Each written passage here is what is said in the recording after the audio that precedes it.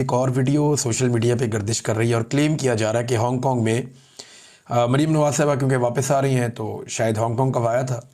तो हांगकांग में मरीम नवाज़ साहिबा को ओवरसीज़ पाकिस्तानियों ने इस वीडियो के मुताबिक मुबैना तौर पे घेर लिया, को नारेबाजी की है और उन्हें तनकीद का निशाना बनाया। ये अच्छी बात तो नहीं है, लेकिन इनके साथ पूरी दुनिया में यही होता है। ये वहाँ चले जाएँ यूरोप में, वहाँ पे ये होता है। बरतानिया चले जाएँ तो वहाँ बाहर नहीं निकल सकते। इधर हांगकांग में, जापान में, हर जगह पे लोग ऐसा क्यों करते हैं? मरीम नवाज़ साहब के वालिद को और इस सारे ख़ानदान को ये सोचना चाहिए कि लोग इनके ख़िलाफ़ क्यों हो गए, और मिलिट्री इस्टेब्लिशमेंट को भी सोचना चाहिए कि लोग उनके ख़िलाफ़ क्यों हो गए। लोग क्यों ये लफ्ज़ लानत का इस्तेमाल करते हैं, लोग क्यों ऐसी चीज़ें बोलते हैं जो माजी में लोग नहीं करते थे। और इसका सादा जवाब ये है कि पाकिस्तान में इस्टेब्लिशमेंट ने और सियासतदानों ने मिलकर जो जुल्म और बर्बरियत का बाजार गर्म किया है, अब यहाँ तो लोगों का बस चलता नहीं है, गोलियां मार देते हैं, पकड़ के जेलों में डाल देते हैं। तो जिन मुल्कों में जमहूरियत है वहाँ पे लोग अपने दिल की भड़ास निकालते हैं। ये चीज़ें नामुनासिब हैं, लेकिन जो कुछ पाकिस्तान में किया जा रहा है वो उससे ज़्यादा नामुनासिब है। इस सिलसिले को रोकें ताकि नफ़रत की ये आग मज़ीद ना फैले। अगर आप ये सिलसिला नहीं रोकेंगे तो ये आग फैलती जाएगी। खुद ये दुनिया फिर रहे हैं, सैर सपाटे कर रहे हैं, लेकिन कोई रिपोर्ट्स के मुताबिक, और रिपोर्ट स्टेटमेंट की है पाकिस्तान का जो स्टेट बैंक है उसकी ये रिपोर्ट है मुबैना तौर पे, पंजाब ने जो कर्जा लिया वो 405 अरब रुपए का है और ये 38 दिनों में लिया है। अब इतना सारा कर्जा लेकर 30 बंदे लेकर ये दौरे पे चले गए जहाज में बिठा के, और वो भी एयरफोर्स का जहाज। और उन 30 में से कोई 14 बंदे या 13 बंदे जो हैं वो सरकारी नौइयत के हैं और बाकी फैमिलियाँ शैमिलियाँ भी साथ में, यानी ज़ाती मुलाजमाएँ वो भी साथ में, मेकअप आर्टिस्ट वो भी साथ में, दामाद और बेटी वो भी साथ में, उनके बच्चे वो भी साथ में, एक और बेटी और उसकी सहेली वो भी साथ में। ये आयशा अली भुट्टा साहिबा ने ये पूरी एक रिपोर्ट जारी की। कितना अफसोसनाक है। वो जो साथ वजीर शदीर गए उनके बच्चे भी साथ में। तो यहाँ पे तो लटरम पटरम सारे ही जा रहे हैं। पाकिस्तान का कर्जा बढ़ता जा रहा है और इनकी अयाशियाँ बढ़ती जा रही हैं। ये रिपोर्टें अगर आप देखें तो इनके मुताबिक तो आपको यही समझ आती है। पंजाब ने 38 दिनों में 405 अरब का कर्जा लिया है। खैबर पख्तूनख्वा 21 अरब का कर्जा लिया। कितना फ़र्क है देखें आप। सिंध 16 अरब और बलूचिस्तान 13 अरब का। और हालात इनके ये हैं कि इनकी अयाशियाँ ख़त्म नहीं हो रही और कर्ज़ों के ऊपर ये अपनी हुकूमतें चला रहे हैं। इसमें एक और चीज़ मैं आपके सामने रख जाता हूँ। जापान में इन्होंने दौरा तो किया, बड़ा सरबराह मुमलिकत वाला दौरा किया, वो जहाज़ इस्तेमाल किया जो वज़ीर आज़म इस्तेमाल करता है, वो प्रोटोकॉल इस्तेमाल किया जो वज़ीर आज़म करता है, लेकिन इज़्ज़त इनको वज़ीर आला वाली भी नहीं मिली, स्टेट गेस्ट वाली इज़्ज़त भी नहीं मिली जापान में। ये प्राइवेटली घूमते रहे इधर उधर, फिर पुलिस को बुलाया तो पुलिस ने इनको और ज़्यादा महदूद कर दिया। और पाकिस्तान का टोटल कारनामा क्या है? जो जापान में एक्सपो लगी है जिसको देखने के लिए ये लाओ लश्कर के साथ गए थे सारे एंजॉय करने, टोटल कारनामा पाकिस्तान का ये है वहां पे कि नमक का एक स्टॉल था पाकिस्तान का बस, जिस पे करोड़ों रुपए इन्होंने लगाया हुआ। एक स्टॉल नमक का पाकिस्तान ने लगाया कि नमक से बनी हुई चीजें। यहाँ पे खेवड़ा की कौन है ना, दुनिया की बड़ी कानों में से एक सबसे बड़ी, यहाँ खेवड़ा के अंदर नमक निकलता है। तो यहाँ पिंक सॉल्ट निकलता है, पूरी दुनिया में ये हिमालयन सॉल्ट के नाम से बेचा जाता है। आप कहीं भी यूरोप में चले जाएं, अमेरिका में, बरतानिया में, आपको पिंक सॉल्ट मिलता है। ये पाकिस्तान का है, खेवड़ा से ये निकलता है। तो इससे बहुत सारी आइटम्स भी बनती हैं, लैंप्स बनते हैं, दीगर चीज़ें बनती हैं, फनपारे बन जाते हैं, ईंटें बनती हैं इनसे। तो बड़ी खूबसूरत चीज़ें इससे बनाई जाती हैं। वो जो नमक है ना, उसका एक स्टॉल पाकिस्तान ने लगाया हुआ था बस जापान में, और कुछ भी नहीं। ये इनकी वहाँ पे टोटल कारकर्दगी थी। अब इस वक्त पाकिस्तान में सूरत हाल क्या है, मैं दो चीज़ें आपके सामने रखूँगा। एक तो आटा पाकिस्तान में मज़ीद महंगा हो गया।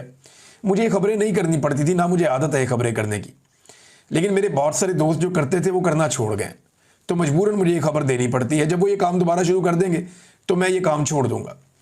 वो कह रहे हैं जी मुल्क भर में आटा मजीद महंगा हो गया, 20 किलो के थैले की कीमत में 217 रुपए तक का इजाफा हो गया। यानी आप ये समझ लें लगभग 11 रुपए किलो आटा मजीद बढ़ गया है, और ये गुज़िश्ता चंद दिनों के अंदर हुआ है।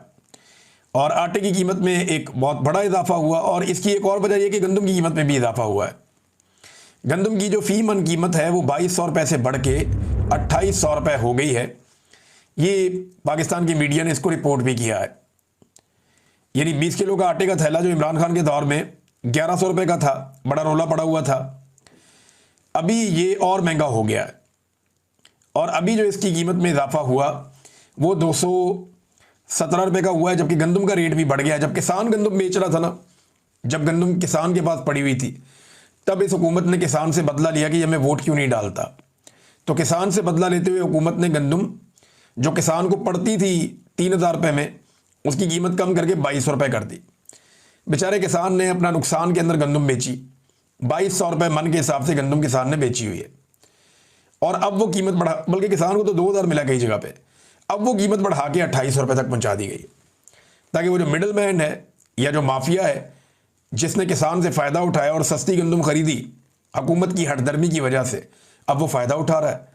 और उसको जो फ़ायदा दिया गया वो 50% का फ़ायदा दे दिया गया। यानी अगर किसी ने 1 करोड़ की गंदम खरीदी है तो अब उसके ऊपर वो बड़े आराम से 40 लाख 50 लाख रुपया बना सकता है। ये पाकिस्तान के साथ ये कर रहे हैं, किसान को तबाह किया, बर्बाद किया। यही गंदम की कीमत जो है वो अगर चंद माह पहले होती, अप्रैल मई जून में होती, तो किसान पैसे कमा लेता, लेकिन तब ऐसा नहीं किया गया। तब गंदम को सस्ता सस्ता सस्ता किया गया। जब किसान की पसली टूट गई, उसका बेड़ा गर्क हो गया, तो उसके बाद अब गंदम की कीमत बढ़ा दी गई, ताकि जो मिडल मैन है या जो माफिया है या जो मिलों के मालिकान हैं जिन्होंने गंदम इकट्ठी कर ली थी, अब वो इसमें से पैसा बनाया और पैसा बन रहा है। पाकिस्तान के किसान को मार क्यों पड़ती है? पाकिस्तान में ना माफियाज बैठे हुए हैं और वो माफियाज पाकिस्तान के किसान को मारते हैं। मिसाल के तौर पे 2 बड़ी अहम खादें हैं, हम जायज़ा ले लेते हैं इंडिया और पाकिस्तान में इन खादों की कीमत का, कि इंडिया में ये खाद कितने की मिलती है और पाकिस्तान में ये खाद कितने की मिलती है। देखिए ना, बीच में एक लकीर है ऐसे करके, उस लकीर के उस तरफ भी किसान रहते हैं, लकीर के इस तरफ भी किसान रहते हैं।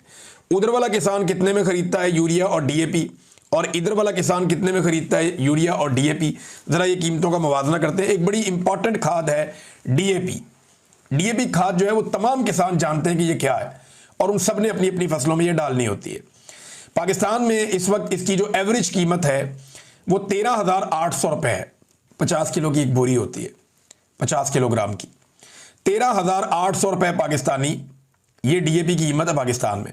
अगर भारतीय रुपयों में इसको कन्वर्ट करें, वो भारत का पैसा पाकिस्तान के मुकाबले में ताकतवर है, तो भारतीय रुपयों में अगर आप इसको कन्वर्ट करें तो इसकी कीमत बनती है 4,275 रुपये भारतीय रुपयों में। अब भारत में ये कितने की मिल रही है डीएपी? भारत में डीएपी की कीमत भारत ने लगाई है 1350 रुपये।